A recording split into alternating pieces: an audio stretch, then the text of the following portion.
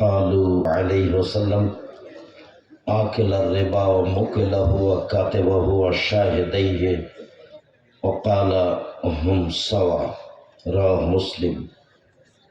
সম্মানিত অত্র দিনী বৈঠকের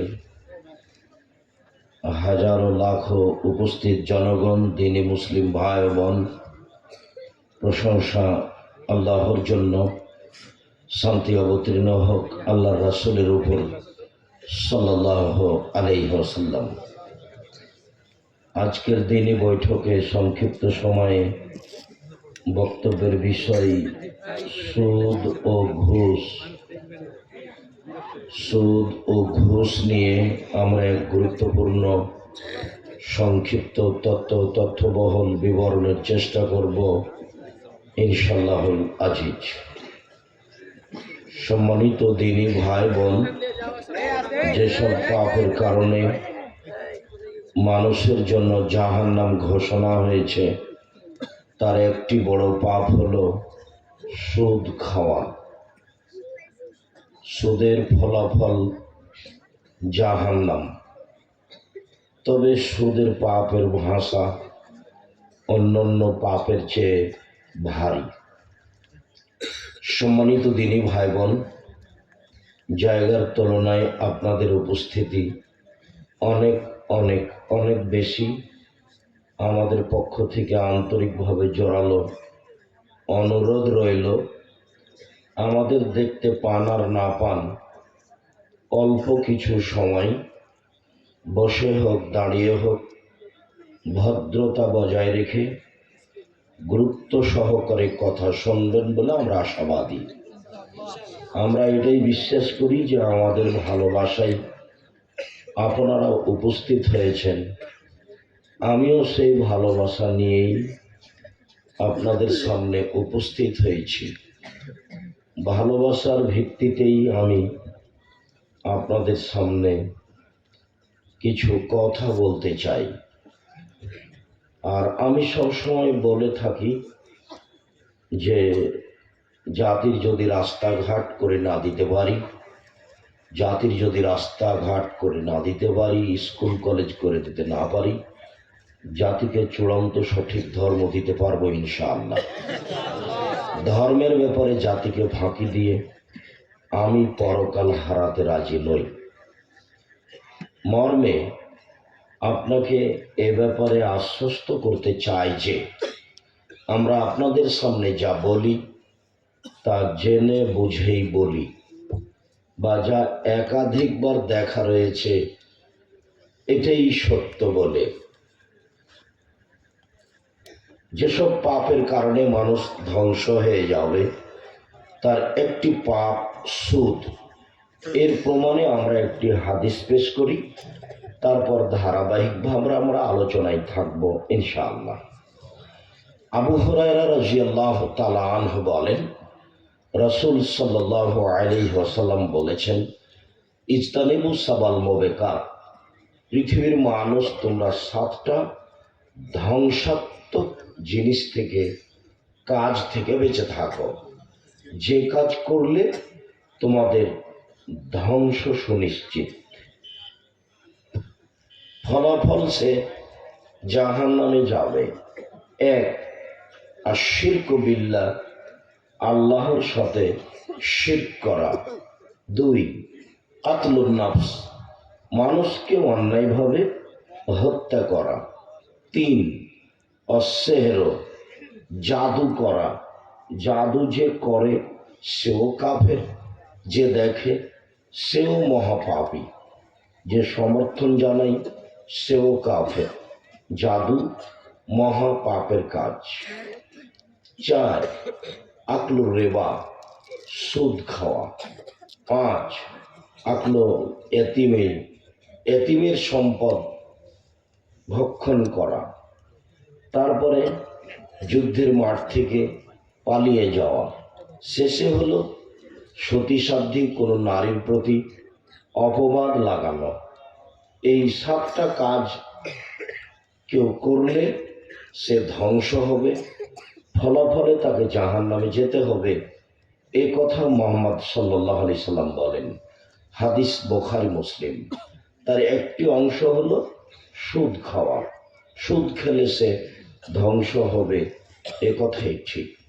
সম্মানিত দিনী ভাই বোন, আমরা প্রথমে আলোচনা করি সুদের ফলাফল নিঃস্ব। আল্লাহ তাআলা বলেন সুদ খেলে মানুষের টাকা কমে যাবে। রাসূল সাল্লাল্লাহু আলাইহি সাল্লাম বলেন সুদ খেলে মানুষ নিঃস্ব হবে। আল্লাহ তাআলা বলেন ইয়ামহাকুল্লাহু রিবা ওয়া ইউরবিস সাদাকাত। সুদ মানুষের টাকাকে কমিয়ে দেয়, দান মানুষের টাকাকে বেশি করে দেয়। আল্লাহ তাআলা বলেন সুদ খেলে মানুষের টাকা কমে যাবে, আর দান করলে মানুষের টাকা বেশি হয়ে যাবে। এই কথা আল্লাহ তাআলা বলেন। আল্লাহর নবী বলেন, আবু হুরায়রা রাদিয়াল্লাহু তাআলা আনহু বলেন রাসূল সাল্লাল্লাহু আলাইহি ওয়াসাল্লাম বলেছেন, ইন্নার রিবা ওয়া ইন কাসুরা। সুদ যদিও বাহ্যিকভাবে মনে হয় বেশি হচ্ছে, সুদ যদিও বাহ্যিকভাবে মনে হয় বেশি হচ্ছে, ওয়াইনা আকিবাতাহু ইলা কাল্লিন, তার শেষ ফলাফল হলো নিঃস্ব। সুদের ফলাফল হলো নিঃস্ব। আমি আব্দুর রাজ্জাক বিন ইউসুফ অত্র হাদিস এবং কোরআন মাজিদের আয়াত পেশ করার পরে বলি, যারা সুদ খায় তাদেরকে একদিন ভিক্ষা করে খেতে হবে, আজ হোক আর কাল হোক। হয় সেই ভিক্ষা করবে, না হয় তার ছেলে করবে, না হয় তার নাতি পোতা করবে, কেউ না কেউ করবে। সুদের টাকা থাকবে না, এ কথাই ঠিক। আজ হোক আর কাল হোক সুদের ফলাফল হলো নিঃস্ব হওয়া, ভিক্ষা করে খাওয়া। সম্মানিত দিনী ভাই বোন, সুদের অবস্থাটা আমার ওইভাবে জানা ছিল না। আব্দুল্লাহ একদিন বক্তব্যে বলছে, তখন আমি বুঝলাম ও এইভাবে সুদ। আব্দুল্লাহ একদিন বক্তব্যে বলছে যে টাকার নিজস্ব গতিতে টাকাকে চলতে দিতে হবে। যদি টাকা নিজস্ব গতিতে চলতে পায় তাহলে মানুষ সমাজে ভালো থাকবে। আর যদি টাকার উপরে জুলুম করা হয়, ওকে নিজস্ব গতিতে চলতে না দেওয়া হয়, তাহলে মানুষ নিঃস্ব হয়ে যাবে। কেন? ও টাকার প্রতি জুলুম করেছে। তো টাকার নিজস্ব গতি কি? টাকার নিজস্ব গতি হলো ওকে বিনিময়ে ব্যবহার করতে হবে। এটা হলো তার নিজস্ব গতি। বিনিময় কি? আমি একটা টিস্যু বক্স নিলাম, বিনিময়ে কি দিলাম? টাকা। এটা হলো তার নিজস্ব গতি। আমি 1 কেজি করলে নিলাম, বিনিময়ে কি দিলাম? টাকা। এইটা হলো টাকার নিজস্ব গতি। টাকা যখন তার নিজস্ব গতিতে চলবে তখন মানুষ শান্তিতে থাকবে। আর যদি টাকার উপরে জুলুম করা হয় তাহলে মানুষ আর শান্তিতে থাকবে না। টাকার উপরে জুলুম করলে টাকা মানুষের কাছে থাকবে না, তখন মানুষ নিঃস্ব হয়ে যাবে। সেটা হলো টাকা দিয়ে টাকা নেওয়া। বোঝা গেল না? সুদ। সেটা হলো টাকা 100 দিয়ে 120টা নেওয়া, 5000 দিয়ে 5500 নেওয়া। তো টাকা দিয়ে যখন টাকা নেওয়া হবে তখন টাকার উপরে কি করা হবে? জুলুম করা হবে। তখন টাকার মানুষের কাছে থাকতে পারবে না। তখন দেখা যাবে যে 2-1টা লোক দেশে ধনী হয়ে গেছে, বাকিগুলি নিঃস্ব হয়ে গেছে। দেখা যাবে পৃথিবীতে 2-1টা দেশ ধনী হয়ে গেছে, বাকি দেশগুলি দেউলিয়া হয়ে গেছে। এইটা হলো সুদের ফলাফল। সুদ মানে টাকাকে নিজস্ব গতিতে চলতে দেয়নি। সুদ মানে হলো টাকা তার নিজস্ব গতিকে চলতে দেয়নি, বাধা দিয়েছে। তখন মানুষ ওর উপরে জুলুম করেছে, তখন টাকার মানুষের কাছে থাকবে না। আর ওই কথাটা আল্লাহ তাআলা বলছেন, এটা এদিকে করো তো, এটা বারবার হাতে বাজছে। এই কথাটাই আল্লাহ তাআলা বলছেন যে ইয়ামহাকুল্লাহুর রিবা, সুদ মানুষের টাকাকে কমিয়ে দেয়। আমরা তো বাহ্যিকভাবে দেখছি যে টাকা সুদ মানুষের টাকাকে বাড়ায়, আল্লাহ তো বলছেন সুদ মানুষের টাকাকে কমিয়ে দেয়। আর আল্লাহর নবী বলছেন সুদের ফলাফল হলো নিঃস্ব। সম্মানিত দিনী ভাই বোন, এবার আপনাদের সামনে পেশ করি পাপের জগতে যত পাপ আছে, সুদের পাপের যে ভাষা উল্লেখ করা হয়েছে পৃথিবীতে আর কোনো পাপের সেই ভাষা উল্লেখ করা হয়নি। সুদের পাপের ভাষা খুব ভারী এবং শুনতে খুব কষ্টকর। এর চেয়ে বড় পাপ আছে, কিন্তু ভাষা এমন নয়। রাসূল সাল্লাল্লাহু আলাইহি ওয়াসাল্লাম বলেন, মা ইয়াকুলু দিরহামু রিবা ওয়া ইয়ালাম আসাদ্দু মিন সিত্তাতি ওয়া সালাসিনা জিনিয়া। কেউ যদি জেনে শুনে 1 টাকা সুদ খায়, 36 বার জেনা করে যত পাপ হবে, 1 টাকা সুদ খেলে তার চেয়ে বেশি পাপ হবে। পাপের জগতে সবচেয়ে বড় পাপ শিরক করা, কিন্তু ভাষা এমন নয়। পাপের জগতে দ্বিতীয় মহাপাপ হলো বাপ মায়ের অবাধ্য চলা, কিন্তু ভাষা এরকম নয়। আল্লাহ রাসূল বলছেন, 4 শ্রেণীর মানুষ জান্নাতে যাবে না, ওরা জাহান্নামে যাবে। 1, আক কোন, বাপ মাকে মানে না যে, বাপ মাকে মানে না যে সে হজ করুক, তাহাজ্জুদ পড়ুক, যাই করুক, ও জাহান্নামে যাবে।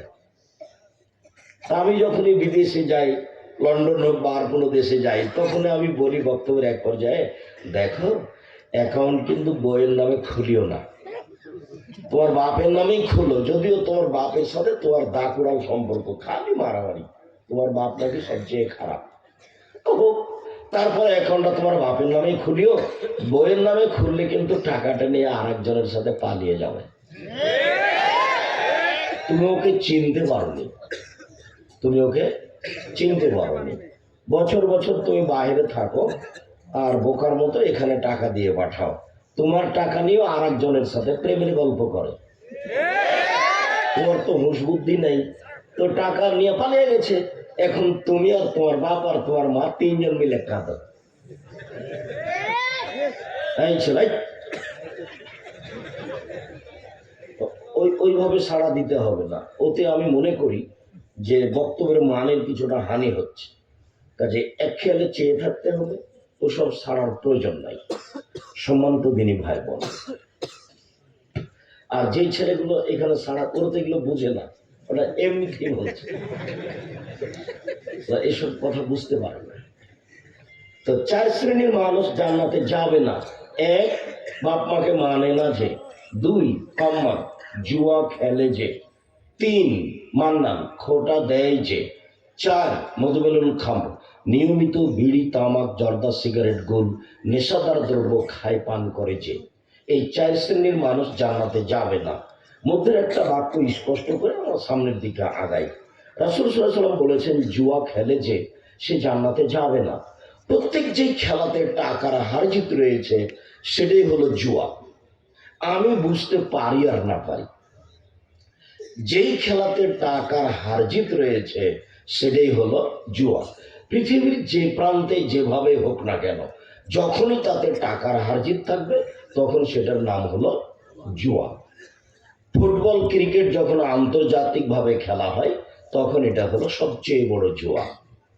যদিও তোমাকে দেখলে আমার খুব কষ্ট হয় যে খেললো ব্রাজিল আর খেললো কাতারে, বিনোদনে তারা ব্যস্ত, তারা তো আর মত চালাবে না। তাই তো আব্দুল্লাহ বলল যে ওরা তো বিনোদন নিয়ে ব্যস্ত, আর খেললো তো ব্রাজিল। আর পদ্মা সেতু যখন তৈরি হলো, তখন ওই ইহুদি খ্রিস্টান হলো ইঞ্জিনিয়ার, আর আমরা হলাম কিষান কামলা। আর আমাদের মাথাতে ওই খেলোয়াড়ের চুল আছে, অল্প উপরে রেখেছে, চতুর্দিক কাঁচা আছে। এই বোকা ছেলে, তখন কখন তুমি ইহুদি খ্রিস্টানের হয়ে গেছো মতো? তোমার বাপ নাই নাকি? তোমার মাথার চুল এরকম কেন উপরে আছে, চতুর্দিক কাঁচা আছে? ওটা তোমার চাচা নাকি, যাকে বাপ বলে ডাকো?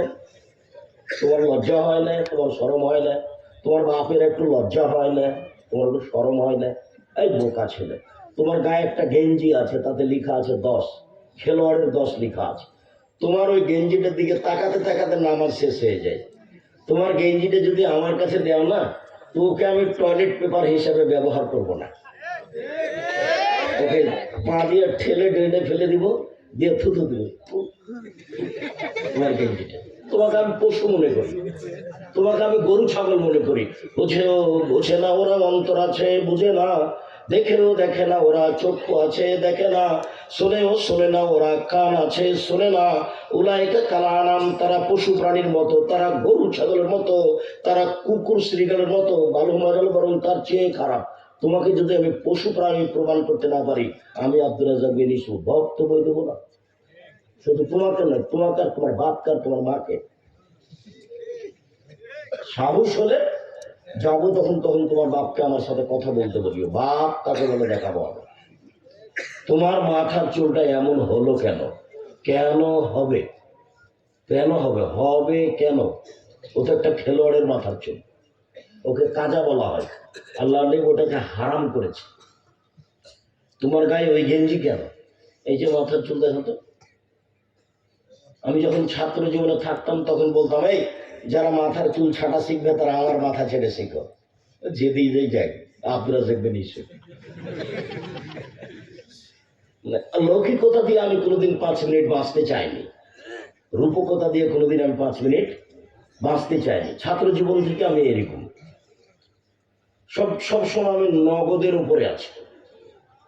সম্মানিত দিনী ভাই বোন, প্রত্যেক যেই খেলাতে টাকার হারজিত রয়েছে সেটাই হলো জুয়া। তবে যেই খেলাতে টাকার হারজিত নেই, শরীর চর্চা আছে, তখন জায়েজ। যেমন ফুটবল ক্রিকেট ছেলেরা খেলে, গ্রামের মাথায় স্কুল ফিল্ডে খেলে, এইটা জায়েজ শরীর চর্চার জন্য। আর যখন শরীর চর্চাও নেই, টাকার হারজিত নেই, শরীর চর্চাও নেই, টাকার হারজিত নেই, তখন এটা সবচেয়ে বেশি খারাপ। আল্লাহ রসুল বলেন, কে যদি চৌসার, ছক্কা, লুডু, দাবা, পাঞ্জা, ক্যারাম বোর্ড, তাস, গেমস, এই ধরনের যত খেলা জন্ম নিয়েছে নিবে, যেগুলো বসে বসে চলে, যাতে শরীরের কোনো উপকার থাকে না, যাতে শরীয়তের কোনো উপকার থাকে না, যাতে কোনো অর্থ পয়সা উপার্জন হয় না, যেটা এমনিতেই চলে, বসে বসে চলে, এমন খেলায় যদি কেউ অংশগ্রহণ করে, তাহলে সে তার হাতকে শরীর রক্তের মধ্যে ডুবিয়ে দিল। এই কথা মোহাম্মদ সাল্লাল্লাহু আলাইহি ওয়াসাল্লাম বলেন, হাদিস বুখারী মুসলিম। ঘুমানোর আগে ক্যারাম বোর্ডটা ভেঙে ফেলে ঘুমায়। যদি না ভাঙলো তুমি মুনাফিক। তুমি আমার বক্তব্য শুনতে এসেছ, আসলে তুমি আমাকে ওইভাবে ভালোবাসো না মানার জন্য, এমনিতেই ভালোবাসো। বহু মানুষ এসেছো, তুমিও এসেছো, আমি তোমাকে ভালোবাসি, তোমার আশাকে আমি স্বাগতম জানাই, জাযাকুমুল্লাহ খায়র। কিন্তু এমনিতে আশা আমি চাইনি, আমি চেয়েছি শুনে মানতে হবে, এইটা চেয়েছি। ক্যারাম বোর্ড ভেঙে দিবা ঘুমানোর আগে, তাহলে বুঝবো যে তুমি সত্যি আগে আছো। এরকম কেন হবে? তোমার শিষ্টাচার কেন এমন হবে? তুমি তো মুসলিম, তুমি নিজেকে ভুলে গেলে কেন? তুমি এভাবে মাথার চুল রেখেছ, আর তোমার বোন নখটা বড় রেখেছে, নখে নেইল পালিশ। এখন তদন্ত করতে যদি পাঠানো যায় তোমার বাপকে, তাহলে দেশে বলবে, হ্যাঁ আমার মেয়ের নখ ঠিকই বড় আছে আর নখে নেইল পালিশ দেওয়া আছে। কেন তুমি জানো না? আমি শতবার বলেছি, ইহুদি খ্রিস্টানদের পতিতালয়ের মেয়েদের বৈশিষ্ট্য হচ্ছে নখে নেইল পালিশ দেওয়া। ইহুদি খ্রিস্টানদের পতিতালয়ের মেয়েদের বৈশিষ্ট্য হচ্ছে নখে নেইল পালিশ দেওয়া। ইহুদি খ্রিস্টানদের পতিতালয়ের মেয়েদের বৈশিষ্ট্য হচ্ছে নখ বড় রাখা, নখে নেইল পালিশ দেওয়া। মুসলিম মেয়েরা নখে মেহেদি দিবে, হাতের নখে তো দিবেই, পায়ের নখেও দিবে। মুসলিম মহিলারা হাতের নখে তো মেহেদি দিবেই, পায়ের নখেও দিবে। কখনো তারা নেইল পালিশ লাগাতে পারে না, কখনো তারা নখ বড় করতে পারে না। অপরদিকে মোহাম্মদ সাল্লাল্লাহু আলাইহি ওয়াসাল্লাম বলেছেন, নবীগণের বৈশিষ্ট্য 10টি, সব নবীর বৈশিষ্ট্য 10টি। অপরদিকে মোহাম্মদ সাল্লাল্লাহু আলাইহি ওয়াসাল্লাম বলেছেন, নবীগণের বৈশিষ্ট্য 10টি, সব নবীর বৈশিষ্ট্য 10টি। 1. দাড়ি বড় করা, 2. মোচ কেটে ফেলা, 3. নখ কেটে ফেলা, 4. বগলের লোম উঠিয়ে ফেলা, পুরুষ নারী একই হুকুম। 6. নিচের লোম পরিষ্কার করা, ঊর্ধ্বে টাইম 40 দিন, যেভাবে সহজ, যেভাবে সম্ভব। তারপরে পেশাব পায়খানার পরে পানি দিয়ে পবিত্রতা অর্জন করা। লন্ডনে আবার পানি লাগে না, পবিত্রতা অর্জন করা লাগে না। আমি বার্মিংহাম ট্রেন স্টেশনে গিয়ে বলছি, সাইদ আমি যে টয়লেটে যাব, তখন বলছে, ওস্তাজি টয়লেটে যাবেন কিন্তু পানি নাই যে। কেমন কথা? তাহলে টিস্যু ব্যবহার করতে হবে। আল্লাহ হুসামান। আচ্ছা, তো এটা হলো তো ওদের নীতি, পানি দিয়ে পবিত্রতা অর্জন করতে হবে, এটা হলো নবীগণের নীতি, এটা হলো নবীগণের বৈশিষ্ট্য। নবীগণের বৈশিষ্ট্য হলো নখ কেটে ফেলা। তোমার বোনের নখটা কেন বড় আছে, কেন থাকবে? ওটা কি তোমার মা না ওটা তোমার খালা, যাকে তুমি মা বলে ডাকো? তোমার বোন একটা পায়জামা পরে আছে এরকম ফাঁকা, আর একজন মানুষ ঢুকবে। তোমার বোন যখন রিক্সায় উঠে তখন হাঁটু পর্যন্ত দেখা যায়। আবার দেখা যাবে যে তোমার বোন পায়জামা পরে আছে, স্কিন পায়জামা পরে আছে, এমন ভাবে পায়জামা পরে আছে যাতে তো অঙ্গ প্রত্যঙ্গ বোঝা যায়, লজ্জা স্থানও বোঝা যায়। এটা পোশাক হলো কি করে? এটা পোশাক হলো কি করে? সত্যিই কি এটা তোমার মা? তুমি যাকে মা বলে ডাকো, তুমি একদিন আজকে গিয়ে বলে দেখিয়ে তো, খালা আসসালামু আলাইকুম, খালা কেমন আছেন, কি বলে তোমার মা? আসলেই কি তোমার এটা মা? হ্যাঁ, তোমার এটাই মা, এ কথাই ঠিক। তোমার এটা খালা নয়, এ কথাই ঠিক। তোমার এটা সৎমা নয়, এ কথাই ঠিক। এটা তোমার হস্তিনী মা, এটা হলো তোমার হস্তিনী মা। তোমার বাপের উচিত তাকে তালাক দেওয়া, তবে আমি তালাক দিতে বলিনি, আমার পরামর্শ থাকছে। মধ্যেখানে আমার কথা এটা প্রয়োজন ছিল না, কথা প্রসঙ্গে কথা আসাতে বেশি হয়ে গেল।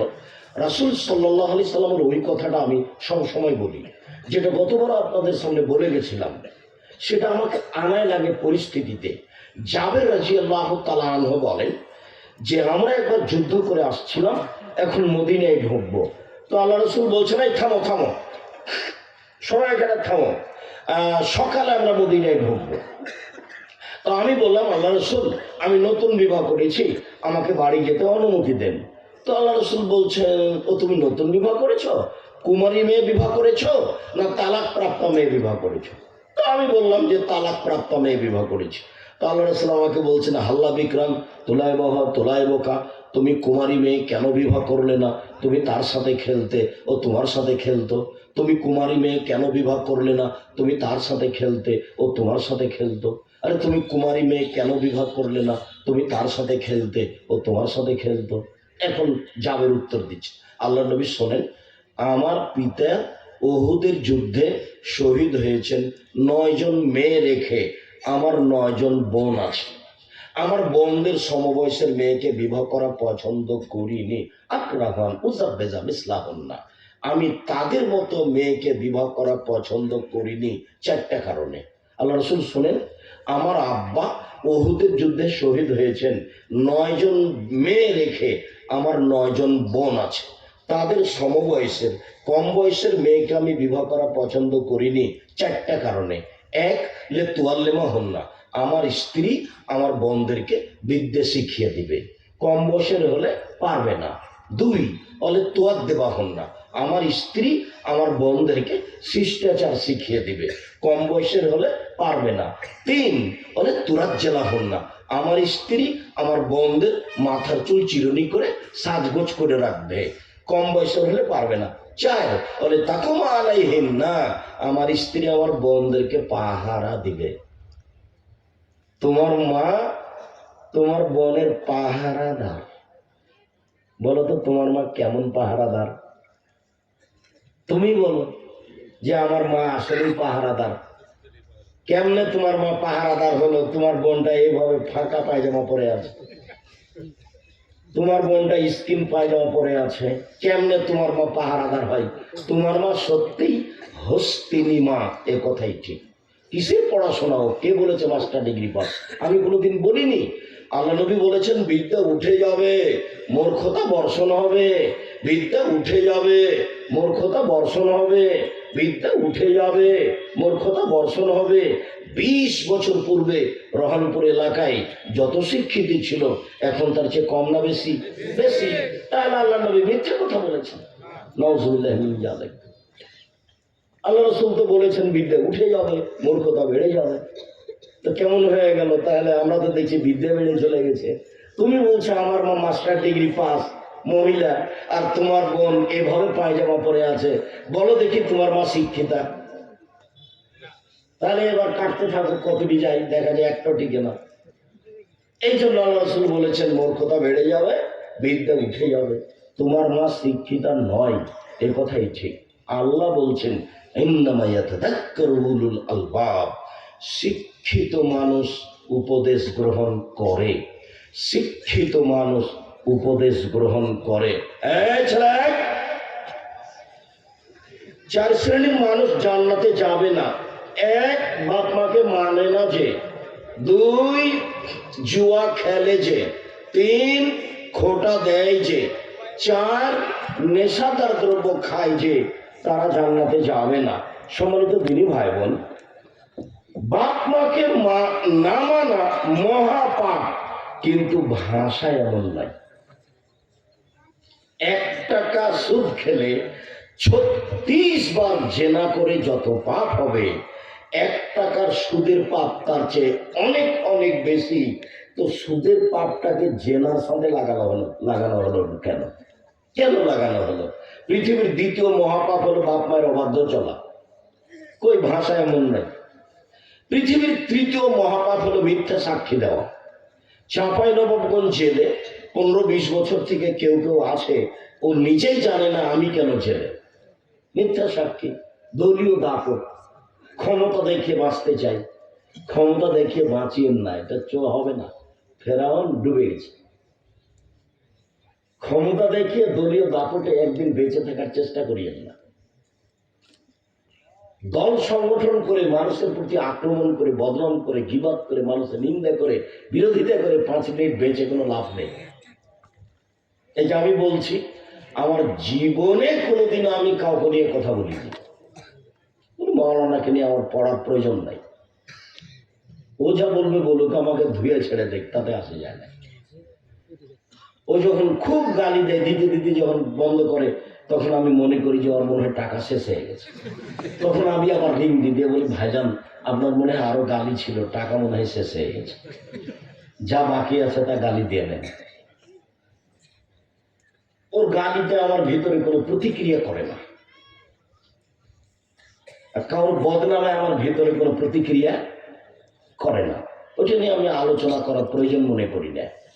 যখন সিলেটের দুর্ঘটনায় ওসি আমাকে বলল যে মামলা আমি চালাবো, আপনি সিগনেচার করেন, তখন আমি বলছি, ওসি সাহেব আমি মানুষের বিরুদ্ধে মামলা করি না, করব না। আমি যদি মামলা করি তাহলে আমি মানুষ হিসাবে মামলা চালাচ্ছি, আর মামলা যদি আল্লাহ করে তাহলে সেটা সাধারণ হবে না? হবে না। এবার তার ক্ষমতা অনুযায়ী হবে। নিজে থেকে আমি কিছু করতে যাই না, আর আমার জীবনের কোনো কাজ নিজে থেকে করা লাগে না। দেখি একটার পর একটা সামনে দাঁড়িয়ে আছে, এরকমই দেখি। যখন যেটাতে যাই সেটা আলহামদুলিল্লাহ আমি সেভাবে দেখতে পাই। যার জন্য আমি মাঝে মধ্যে বলি যে আল্লাহর অশেষ রহমত, আমার মনে বড় সাথ, আমি এই দেশের মাটিতে উন্নত মানের প্রতিষ্ঠান করবই করবো ইনশাআল্লাহ। ওই ভিত্তিতে বলি, জামিয়া সালাফে 5000 ছেলে মেয়ে পড়াশোনা করে। 5000। যদি পাগড়ি দেন জামিয়া সালাফের রাজশাহীর ছেলেদেরকে অন্তত 30-40 জনকে দিতে হবে, খালি ছেলে। আর যদি বেটি ছেলে দিন তো ওখানে 15-20 জন দিতে হবে। তাহলে একটা মাদ্রাসার সমান খালি কি হবে? ছেলে মেয়েকে পাগড়ি দিতে হবে। 5000 ছেলে মেয়ে পড়াশোনা করে। 300 জন শিক্ষক শিক্ষিকা আছেন, 300 জন। তার মধ্যে সৌদি আরবের শিক্ষক আছেন ডক্টর জায়েদ আল জোহানি, মদিনা বিশ্ববিদ্যালয়ের শিক্ষক ডক্টর জায়েদ আল জোহানি, আপনাদের জামিয়া সালাফের শিক্ষক ডাঙ্গিপাড়ায় চলমান এখন কালকে দেখা আছেন। আর যারা আলহামদুলিল্লাহ, আর ইন্ডিয়ান আছেন, ইন্ডিয়ান যারা তাদের খাদ্য ভিন্ন, বাবুর্চি ভিন্ন। সৌদি আরবের যারা তাদের খাদ্য ভিন্ন, বাবুর্চি ভিন্ন। আর আমরা গরিব মানুষ, আমাদের খাদ্য ভিন্ন, আমাদের বাবুর্চি ভিন্ন, আমাদের লবণ ভাতেই চলে। আর আমি তো আপনাদের জামিয়া সালাফের খাই না, আপনারা টাকা নিয়ে নেবেন, সেই জন্য আমি আপনাদের জামিয়া সালাফে অ্যাকশন না গেলে আমি তার টাকা দিয়ে দেবো। আমি জামিয়া সালাফের কাছে ঋণী নই। জামিয়া সালাফের শিক্ষকদের প্রতি মাসে বেতন লাগে 32 লক্ষ। 1 মাসের বেতন দিয়ে আর একটা প্রতিষ্ঠান সারা বছর চলবে। 32 লক্ষ টাকা বেতন লাগে। রামাজান মাসে লাগে 48 লক্ষ। আর এইটা যেটা রূপগঞ্জ ডাঙ্গিপাড়াই সেটা 30 বিঘা জমির ওপরে। আর যেটা মহিলা শাখা গড়তে যাচ্ছে এটা ৭৭ বিঘা জমির ওপরে। এই যে তানোরে তাতে ৪৫ বিঘার উপরে পুকুর আছে। আমি নিজেও জানি না, ওরা এসে সব জমি দিয়ে দিল। বলছে সব জমি আপনাকে দিয়ে দিলাম, ৬০-৭৭ বিঘা জমি। ওতে আমার পরিকল্পনা নেই, আমার কোনো বলা নেই। আমি তো সাধারণ মানুষ, চাপে কচুর পাতার পানি। কচুর পাতার পানি মানে কচুর পাতার পরে একটা পানি আছে, বাতাস আসলে খালি টলমল টলমল করে, এই পড়লো এই পড়লো এই পড়লো। আমার কোনো প্রকার ক্ষমতা নেই, আমি কোনো কিছু ক্ষমতা দিয়ে করি না। বলছে সব জমি জায়গা দিয়ে দিলাম। এখানে ৬০-৭৭ বিঘা জমি, এই যে পলাশিতে তানোরে, জি ৪৫ বিঘা জমির পুকুর আছে, বড় পুকুর। আমিও অবাক হই যে এটা কেমন করে হয়। আর রূপগঞ্জ নারায়ণগঞ্জে যেটা পূর্বাচল, বাংলাদেশের রাজধানী হলো ঢাকা, আর ঢাকার লোক মনে করছে পূর্বাচল হলো ঢাকার রাজধানী। সেখানে ৫১ বিঘা জমি আছে, ৫১ বিঘা। ২২ বিঘা খালি মেয়েদের জন্য, বাকি সব ছেলেদের জন্য। ওখানে একটা মসজিদ তৈরি হচ্ছে, যার একতলাতে ১০,০০০ মানুষ সালাত আদায় করতে পারবে। ২ একর জমির উপরে, ৬ বিঘা জমির উপরে। আর যেটা আপনার বাড়ির পাশে ডাঙ্গিপাড়াতে আছে, এটা হলো ৯০% জমির উপরে। এর একতলাতে ৩,০০০ মানুষ সালাত আদায় করতে পারে। এটা ৪ তলা শেষ প্রায়। জি, এখানে একটা একাডেমিক ভবন আছে, একসাথে ৩,০০০ ছাত্র ক্লাস করতে পারে এইখানে ডাঙ্গিপাড়ায়। কিভাবে হয় এগুলো আমি নিজে বুঝতে পারি না, তবে আপনাদের পয়সার ক্ষতি করি না এইটা আমি বুঝতে পারি। আলহামদুলিল্লাহ, আমার মনে বড় সার, এ দেশের মাটিতে আমি উন্নত মানের প্রতিষ্ঠান করবই করবো ইনশাআল্লাহ। যেখানে ছেলে মেয়ে বাংলা, ইংরেজি, আরবি উন্নত মানের শিক্ষা অর্জন করে জাতির অন্যায়ের বিরুদ্ধে লড়বে, মুখে করবে, মিডিয়ায় লড়বে ইনশাআল্লাহ। জীবন বাজি রেখে সেই পথে আছি, মুখে আছি, মিডিয়ার সামনে আছে, কলম সাথে আছে, দিন রাত জীবন বাজি রেখে এই চেষ্টা চালিয়ে যাচ্ছে। হঠাৎ একদিন দেখছি গাড়ির গায়ে লেখা আছে আদ-দাওয়া ইলাল্লাহ, আদ-দাওয়া ইলাল্লাহ। আমি বলছি আব্বু আদ-দাওয়া ইলাল্লাহ কি জিনিস? তখন বলছে আব্বু আপনাকে তো আমি 30 বছর বক্তব্য দিতে দেখলাম, আর আমিও পৃথিবীর বিভিন্ন দেশ ঘুরলাম, তাতে আমি বুঝলাম যে ইহুদি খ্রিস্টান বিদ্যার বুদ্ধি বেচে খায়। ইহুদি খ্রিস্টান কি করে খায়? বিদ্যার বুদ্ধি বেচে খায়। তো ওদের বিদ্যা বুদ্ধি যেন কাজে না লাগে, এরকম একটা আমি পরিকল্পনা নিলাম। সেটা হলো ভিত্তিগতভাবে ছেলে মেয়েকে ওদের থেকে ভিন্ন হতে হবে। তাই মক্তব চালু করতে হবে কোরআন শিক্ষা দিয়ে, আদর্শ শিক্ষা দিয়ে। সারা দেশ জুড়ে মক্তব চালু করব, এই পরিকল্পনায় মাঠে নেমেছি। তারই হলো আদ-দাওয়া ইলাল্লাহ, মানে মসজিদ ভিত্তিক শিক্ষা কার্যক্রম এবং দাওয়াতি কার্যক্রম। মসজিদ ভিত্তিক শিক্ষা কার্যক্রম, দাওয়াতি কার্যক্রম, পদক্ষেপ নিয়ে বই পুস্তক লিখে, বই পুস্তক ছাপিয়ে, সিলেবাস তৈরি করে সব কিছু চালু করে দিয়েছে। প্রশিক্ষণ প্রতি মাসে প্রশিক্ষণ হচ্ছে এবং প্রশিক্ষণ যাবে ফ্রি, আসবে ফ্রি, খাবে ফ্রি, বই পুস্তক ফ্রি। ইতিমধ্যে প্রায় 400 মক্তব চালু করেছে। পরিকল্পনা সারা দেশ জুড়ে মক্তব চালু করতে হবে। দোয়া করবেন যেন তার এই কাজে সফল হয়। আল্লাহ তুমি কবুল কর, আল্লাহ। বলছিলাম সম্মানিত দিনী ভাই বোন, এমন কেন ভাষা? পাপের জগতে চতুর্থ মহাপাপ হলো মানুষকে হত্যা করা, কিন্তু ভাষা এমন নয়। দেখেন আপনি, রাসূল সাল্লাল্লাহু আলাইহি সাল্লাম বলেন আর রেবা সাবুনা জুসান, আয়েশা রাদিয়াল্লাহু সুদের পাপের 70টি ভাগ রয়েছে।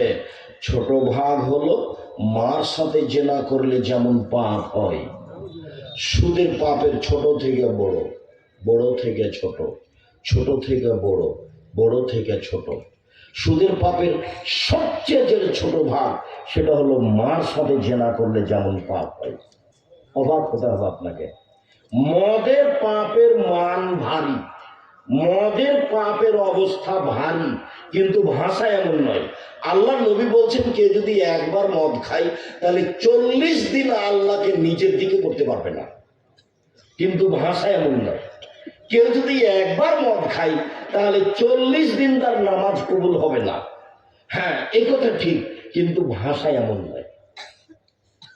কেউ যদি মদ খায় তাহলে সে পাপ করলো। সরস্বতী, ভগবতী, কালী, দুর্গার পূজা করলে যেমন হয়, মদ খেলে তেমন পাপ হয়। হ্যাঁ, মদ খাওয়া পাপ, মহাপাপ, এ কথাই ঠিক, কিন্তু ভাষা এমন নয়। অবাক কথা। আল্লাহ রাসূল এক জায়গাতে আফসোস করে যখন কথা বলছিলেন, পৃথিবীর মানুষ, আমার আশঙ্কা করে বলে যাচ্ছি, আমার উম্মত ইহুদি খ্রিস্টানদের সাথে মিশে যাবে। ডান হাতের বিঘত যেমন বাম হাতের সমান, বাম হাতের বিঘত যেমন ডান হাতের সমান। আমার উম্মত ইহুদি খ্রিস্টানের সাথে পোশাক আশাকে, কৃষ্টি কালচারে, চাল চলনে মিশে যাবে, তেমন সমান সমান। আবার বলছেন, পৃথিবীর মানুষ শুনে রেখো, ডান পায়ের জুতা যেমন বাম পায়ের সমান, বাম পায়ের জুতা যেমন ডান পায়ের সমান, এই দুইটা জুতা যেমন সমান সমান, আমার উম্মত পোশাক আশাকে, কৃষ্টি কালচারে, কলম খাতাতে মিলে যাবে ইহুদি খ্রিস্টানের সাথে, তেমন সমান সমান। এবার নিচে নামতে লাগলেন, নিচে নামতে বলছেন, পৃথিবীর মানুষ শুনে রেখো, ইহুদি খ্রিস্টান যদি মায়ের সাথে জেনা করে থাকে, আমার উম্মত তাদের সাথে মিলতে গিয়ে এরাও মায়ের সাথে জেনা করবে। তাই তোমার মাথার চুল দেখে আমার আফসোস হয়, তোমার মাথার চুল কেন এমন? লন্ডন শহরে সাউথ হলে একটা লোক জুমার খুতবা দিয়ে নিচে নামছি, তো দৌড়িয়ে এসে বলছে, আমার ছেলেটার জন্য দোয়া করে দেন, আমার ছেলেটার জন্য দোয়া করে দেন। তা আমি ছেলের মাথায় হাত দিয়ে দোয়া করছি, দেখছি মাথার ডান দিকে এভাবে 3টা দাগ দেওয়া আছে। তো আমি তখন ভাবলাম যে ওর মা মনে হয় চুল ছেড়ে দিচ্ছিল, তো ছেলে মনে হয় কান্নাকাটি করছে, ঘোরাঘুরি করছে, তো এরকম হয়ে গেছে, কেঁচি লেগে গেছে। তো এবার 2 তলা থেকে নিচে নেমে ঘুরছি, দেখছি চুল ছাড়া সাইনবোর্ড, তো মাথার চুল এখানে 3টা দাগ দেওয়া আছে। ইন্না লিল্লাহি ওয়া ইন্না ইলাইহি রাজিউন। তাহলে এটাই ওটা? বলে জি। শোনেন, এখানে পয়সা উপার্জন করতে এসেছি, আদর্শ বিক্রি করতে আসে, এটা হতে পারে না। কি কথা? তাই হিন্দু মেয়েকে বিবাহ করার 10টি পদ্ধতি আছে। হিন্দু মেয়েকে বিবাহ করার 10টি পদ্ধতি আছে। তার একটি পদ্ধতি হলো রাক্ষসী বিবাহ। তার মানে মেয়ের বাপ বিবাহ দিবে না, ছেলে জোর করে বিবাহ করবে। যদি কপালে টিপ দিতে পারে তাহলে বিবাহ হয়ে গেছে। তো কপালে টিপ দেওয়া কাদের পক্ষ থেকে এসেছে? হিন্দুদের পক্ষ থেকে এসেছে। তো আমার মেয়ের কপালে টিপ কেন থাকবে? আর ভুরু তুলে চিকন করা হলো সৃষ্টির পরিবর্তন, ওদের উপরে অভিশাপ, ওদের উপরে অভিশাপ, ওদের উপরে অভিশাপ। আমার মেয়ে কেন ভুরু তুলে চিকন করলো? এটা কোন আদর্শ? ওর মা নাই? ওর মা দেখে না? কেন এভাবে সাজবে? কেন এভাবে নিজেকে প্রকাশ করবে জাতির সামনে? এগুলো হলো আদর্শগত পরিবর্তন, যেগুলো মিলে গেছে কাদের সাথে গিয়ে? ইহুদি খ্রিস্টানদের সাথে গিয়ে। তাই তো রাসূল বললেন, জাতির উপরে আমি আশঙ্কা করে বলছি, ইহুদি খ্রিস্টান যদি মায়ের সাথে জেনা করে থাকে, আমার উম্মত তাদের সাথে মিলতে গিয়ে মায়ের সাথে জেনা করবে।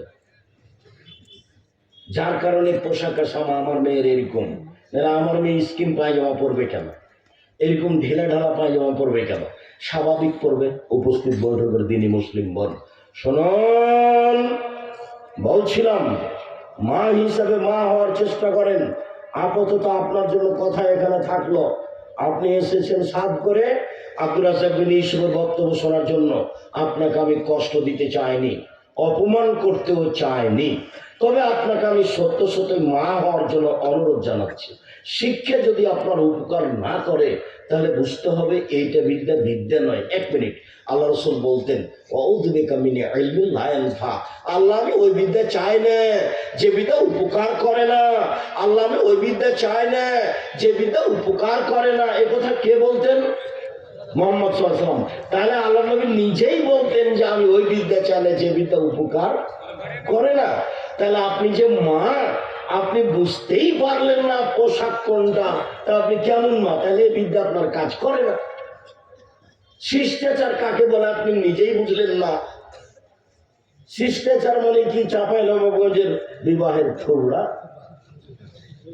সারা গ্রামের লোক ওই বেডি ছেলের মুখে ক্ষীর তুলে দিবে, বউয়ের মুখে ক্ষীর তুলে দিতে হয়। কার মুখে? স্ত্রীর মুখে ক্ষীর তুলে দিলে কি হয়? তো থুবড়াতে সারা গ্রামের লোকে বেটি ছেলেটার মুখে ক্ষীর তুলে দিবে, তার নাম নাকি থুবড়া। ছি ছি ছি ছি। থোবড়া শব্দ এমন ভাবে ভুলে যেতে হবে যে 20 বছর পরে কেউ যদি বলে থোবড়া, তখন কেউ বলবে কি গো, কি জিনিস? ডুলি বিবি শব্দ এমন ভাবে ভুলে যেতে হবে যে 20 বছর পরে যদি কেউ বলে ডুলি বিবি, তাহলে আর একজন জিজ্ঞাসা করবে ডুলি বিবি কি জিনিস। এইভাবে ভুলে যেতে হবে চাঁপাইনবাবগঞ্জের বিবাহের নীতি। চাঁপাইনবাবগঞ্জের বিবাহের নীতি শুরু থেকে শেষ পর্যন্ত একটাও জায়েজ নয়। আদর্শগত কথা বলতে গিয়ে বলছিলাম সম্মানিত দিনী ভাই বোন, পাপের জগতে বড় বড় পাপ আছে, কিন্তু ভাষা এমন নয়। সুদের পাপের ভাষা খুব কঠিন। আল্লাহ তাআলা